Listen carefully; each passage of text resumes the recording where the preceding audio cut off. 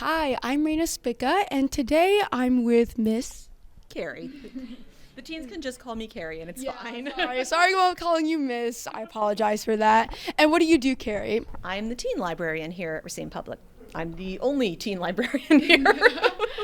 Well, what does your day-to-day events look like? Well, I'm sort of straddling the middle. So some of the stuff I do works with the adults, and a lot of the stuff I do works with the younger kids too. So like today, we start out in the morning, we had story time. And because before I was a librarian, I actually I studied music as a composer. We do music in our story times a lot. So we have fun doing that. And then come up here. It's been a slow day today. I don't know if it's too cold for people to be out walking around, but sometimes, well, it's difficult to predict what's going to go on in here because it's difficult to predict teenagers. Some days I'll have like a big group coming in wanting to play video games. Some days I'll have smaller groups coming in working on group projects together for school. Sometimes I've had kids just come in, want a quiet place to read, or come in and do crafts. I've got lots of craft materials, and then they'll need to understand.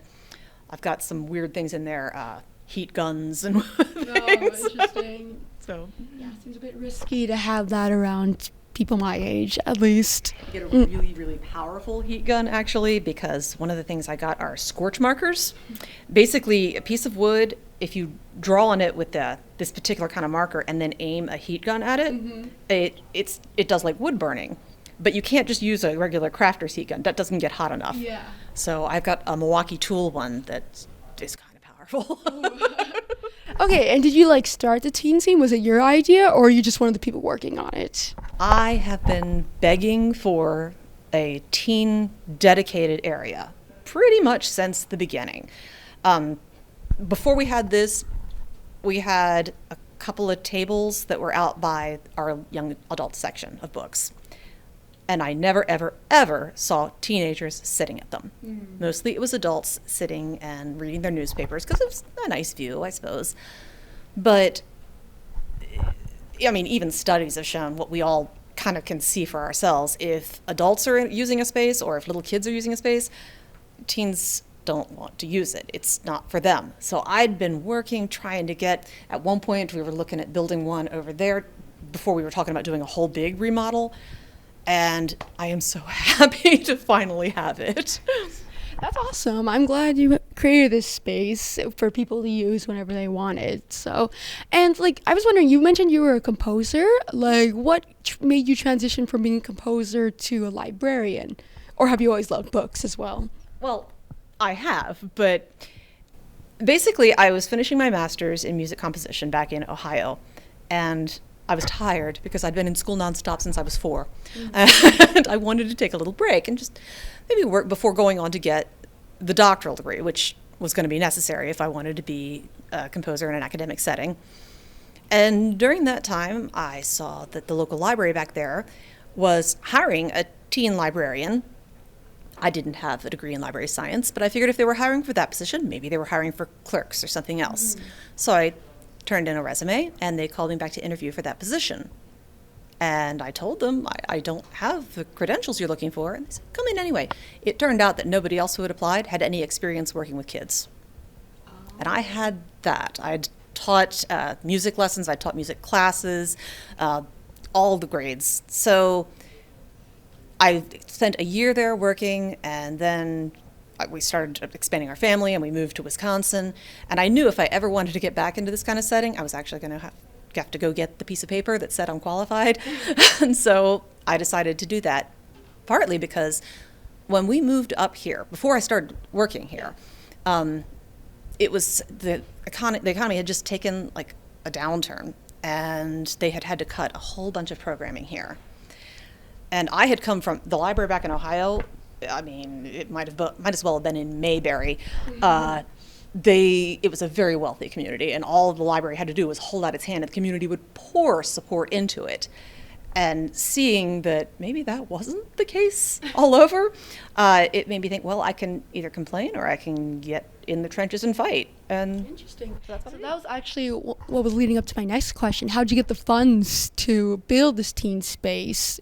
Well, a lot of that had to do with grants and private funding. Once we decided, I mean, it wasn't just going to be a teen space, but it was going to be the new innovation lab and a community center and all of this. I mean, it just grew so much bigger than what I had ever thought. I was able to bring in, because I was working on this for a while, I had gone out during other attempts at it to various community centers and asked the teens what they would like to see in a room like this. So I was already prepared when they said, let's do this. Here's what they said they wanted.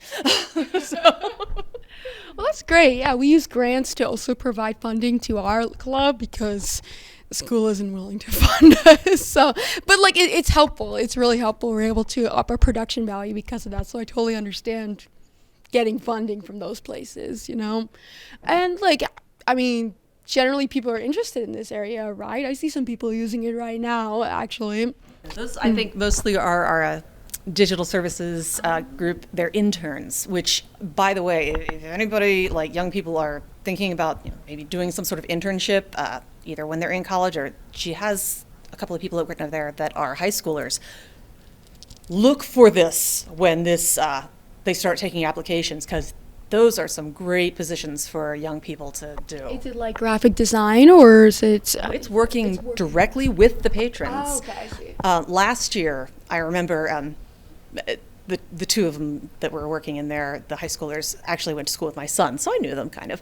And it was just great watching them over there teaching how to use your smart devices to senior citizens.